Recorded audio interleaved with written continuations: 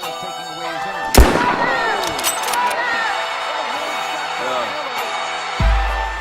him.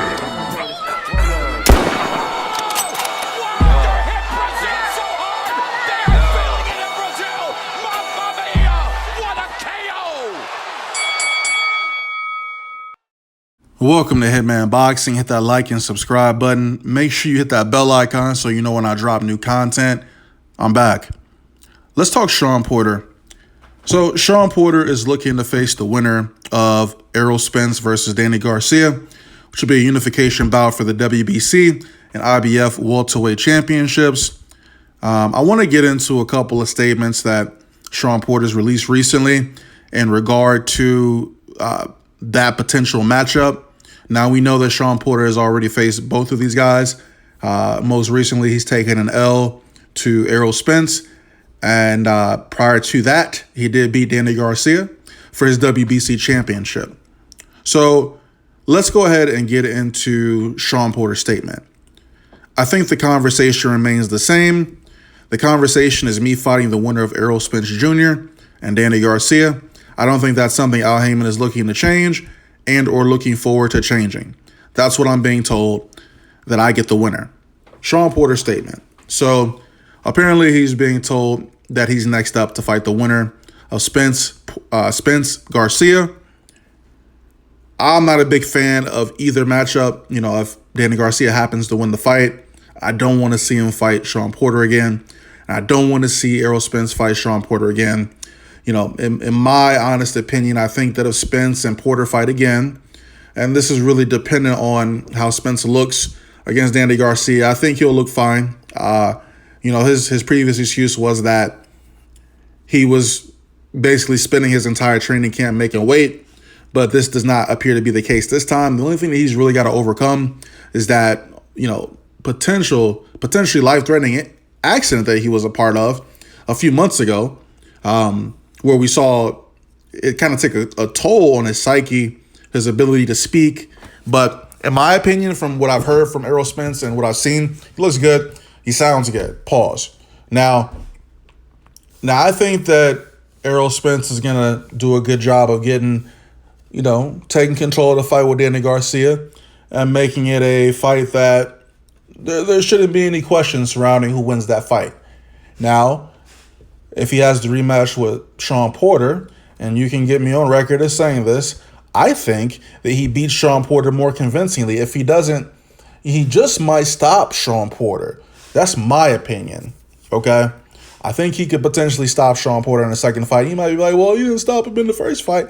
You're right, but he did knock him down late in that fight. And if his excuses for not performing that well in that fight are true, then a 100% Errol Spence should definitely do the job against a Shawn Porter. You know, despite him having probably, you know, the biggest teeth and gums in all the sport of boxing and the fighting ability of a football player, you know, rough and tough, but his teeth are like a shield. You got to get through that, man.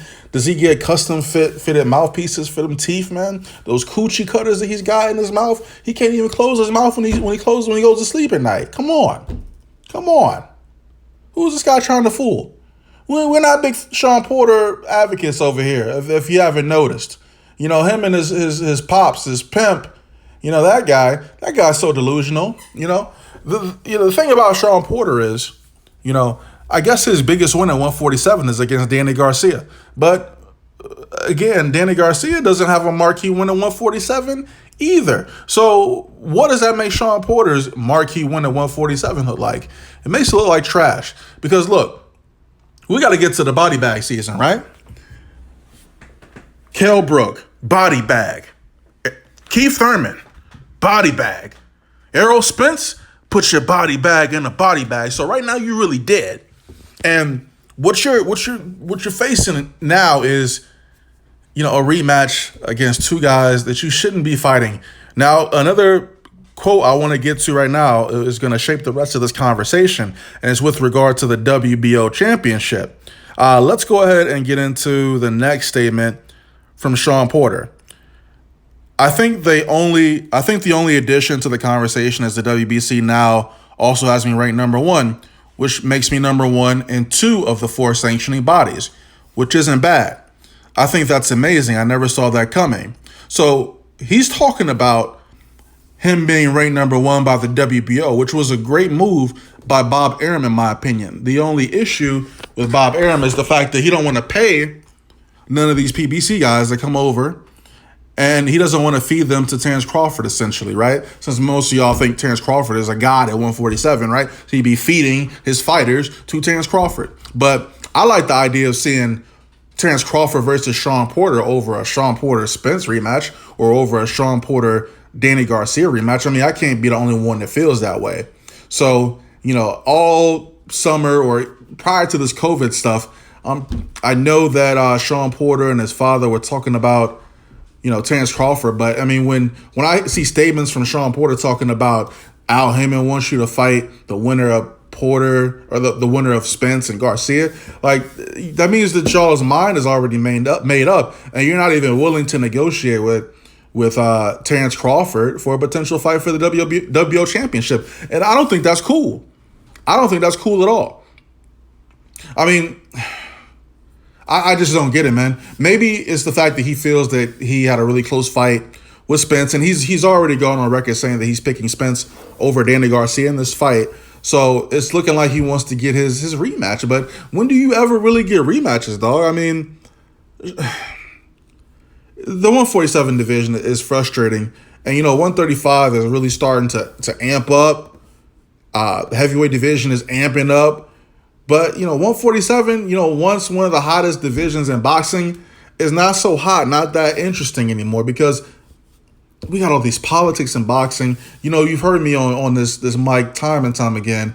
It's not about the matchups that we want to see. It's about what these matchups bring in terms of revenue for boxing for these companies. You know what I'm saying? So it's really not a matter of what I want to see or what you want to see. But if it makes dollars, it makes sense. So, Shawn Porter out there fighting Sebastian Formella. You couldn't get him out of there for some reason. Not sure why, but we'll give Shawn Porter his props, man. He's got the biggest teeth in the world. Biggest gum to tooth ratio is awful. And I don't even get on Shawn Porter no more. Terrence Crawford should be Shawn Porter's objective, at least right now. Because Terrence Crawford, think about it. He's without an opponent, and he's got a fight date coming up in a month and a half, 2 months? And he doesn't have an opponent right now, but y'all just stay wanting to blame the PBC. But, I ain't seen them put up no money to bring fighters over to Terrence Crawford. I mean, think about it this way. Manny Pacquiao was once on Top Rank, but they never fed Manny Pacquiao to Terrence Crawford. They said that Pacquiao was asking for too much money. Well, look, who's going to stand the test of time? Is it going to be Manny Pacquiao or is it going to be Terrence Crawford? Who's going to be fighting longer? Who do you make a new star or do you continue on with your old star? Well, apparently neither worked because now Manny Pacquiao is no longer a part of Top Rank, and he's still fighting. He's still the WBO champion. I'm tripping. He's the WBA champion. I apologize. I always equate Manny Pacquiao, the Top Rank, to WBO. You know what I'm saying? But he's the WBA champion. But moving on, if Errol Spence gets by Danny Garcia, do you guys honestly want to see Errol Spence versus Shawn Porter Part 2? I'm not a huge fan of rematches in most cases, but I guess the first fight was exciting. I don't think that the second fight would live up to the hype. I just don't think it will live up to the hype at all. And I almost feel bad for Shawn Porter because he never gets any of the rematches that he wants. He wanted a rematch with Kell Brook, and Kell Brook disappeared over to the UK. Keith Thurman, he liked to fake injuries a lot and pretend like he was the man when he got smacked around by Manny Pacquiao. But, yeah, Shawn Porter never gets the rematches that he wants, which sucks. I feel bad for the guy, but can you blame him? Nobody really wants to see. I don't want to see a Shawn Porter rematch, man. I don't want to see that. Who took this guy out of his body bag, man? Now he's talking so much. I don't get it. But anyway, to close this video, bottom line is Shawn Porter wants to fight the winner of Spence, Garcia. I got Errol Spence beating Danny Garcia convincingly. from everything that I've seen. I think he's going to be all right. I think he's going to be in tip-top shape come fight night. And, yeah, man, I don't like the stalling. I think it should go like Spence should fight. He fights Danny, beats Danny, fights Pacquiao, then fights Crawford. In a perfect world, that's how I see it. But, y'all ain't patient. Isn't it funny how Spence is going through the gauntlet and Terrence Crawford who's he fighting? He doesn't even have an opponent right now. That should tell you what Top Rank and them, what they're about. They can't get an opponent for him. They don't have the money. They don't have the revenue. And they're along with ESPN, which is crazy to me. Again, let me know your thoughts on what Shawn Porter had to say. Do you think it was a good move to rank Shawn Porter #1 by the WBO? Because on the outside looking in, it makes it look like Shawn Porter's ducking Terrence Crawford, in my opinion. That's how it looks. I don't think he's ducking him, but I think that's how it looks. Hitman Boxing, drop a comment, like the video, subscribe. Remember, we're back. We're dropping videos throughout the week. Stay tuned, hit the bell icon, please. I'm out.